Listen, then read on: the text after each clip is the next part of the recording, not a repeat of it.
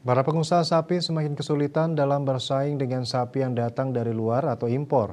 Sapi Bali dinilai hanya menjadi substitusi, sehingga daya tawar untuk memenuhi skala nasional sangat berat.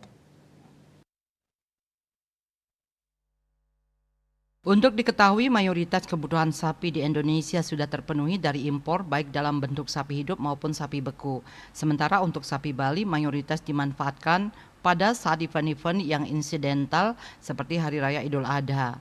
Hal ini disebabkan karena secara fisik bobot sapi Bali lebih kecil ketimbang sapi impor. Jika berbicara mengenai konsumsi, kontribusi sapi Bali sangat sedikit untuk nasional. Hal ini karena faktor populasi sapi Bali yang menurun sangat drastis. Sapi Bali dinilai hanya menjadi substitusi sehingga daya tawar untuk memenuhi skala nasional sangat berat. Menyikapi hal ini, Ketua Asosiasi Pengirim Sapi Bali, Komang Mahendra Wistawan mengatakan para pengusaha sangat sulit menghadapi fenomena ini. Jadi pengusaha seperti kami menunggu permintaan, mengikuti kemauan pembeli, itu yang menjadi kendala yang mana untuk bisa berkesinambungan sulit.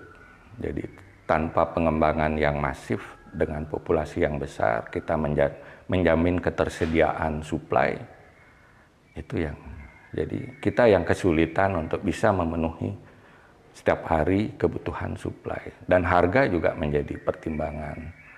Daging import yang dari India kerbau harganya murah.